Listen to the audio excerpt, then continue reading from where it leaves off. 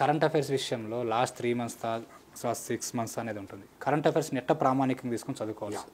పరీక్ష ఏప్రిల్లో జరుగుతుంది అనుకుంటున్నాను. Okay sir. పరీక్ష ఏప్రిల్లో జరుగుతుందంటే సాధారణంగా ఏప్రిల్ ఫస్ట్ వీక్ అంతా పేపర్ సెట్ చేస్తారు. అంటే ఎగ్జామ్ ముందు ఒక 20 రోజుల ముందే పేపర్ సెట్ అవుతుంది.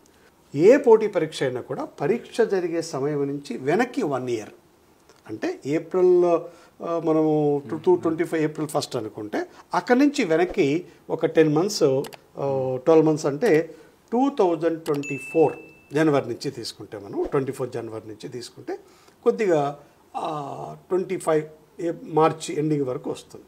ఇది సాధారణంగా జరిగేది. కానీ గతంలో ఏం చేశారంటే వాడు పరీక్ష 2023లో జరిగినప్పటికీ కూడా 2019 2020లో జరిగిన అంశాలు కూడా అడిగాడు. ఓకే కనుక మామూలుగా 80-90% 1 ఇయర్ బ్యాక్ ప్రశ్నలు వస్తాయి. 1-2 ప్రశ్నలు ఒక 2 ఏళ్ళ ముందు 4 ఏళ్ళ ముందు జరిగిన అడగచ్చు. అవి చాలా ఇంపార్టెంట్ అయి ఉంటాయి.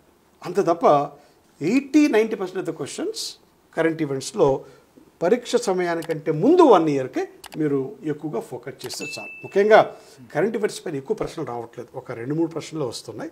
మామూలుగా ఆఫీస్ సబార్డినేట్కు అలాగే ప్రాసెసర్కు కరెంట్ ఈవెంట్స్ గతంలో అడగలేదు. అలా అని చెప్పేసి అడగరని గ్యారంటీ కూడా లేదు. ఇంపార్టెంట్ చూసుకోండి. ఉదాహరణ మన 76 గణతంత్ర దినోత్సవం జరిగింది. అక్కడ వచ్చిన అతిథి ఎవరు, ఆ థీమ్ ఏమిటి, తర్వాత ఈ పద్మ అవార్డులు ఇచ్చారు. అంటే మొత్తం పద్మ 100 మందికి ఇచ్చారు. ఆంధ్రప్రదేశ్ తెలంగాణలో పద్మ అవార్డులు పొందిన తెలుగు వారెవరు, పద్మశ్రీ అవార్డు వరకు వచ్చింది. అవి మాత్రం ఫోకస్ చేయండి. ఇక దేశంలో గొప్ప కళాకారుడు గొప్ప క్రీడాకారుడికి ఏదైనా పద్మశ్రీ బిరుదు వచ్చింటే వాటిని ఫోకస్ చేయండి. అందుకని ప్రతి అంశాన్ని చదవాల్సిన అవసరం లేదు. ఈ విధంగా ఒక ముఖ్యంగా కరెంట్ అఫైర్స్లో ఏముండవు.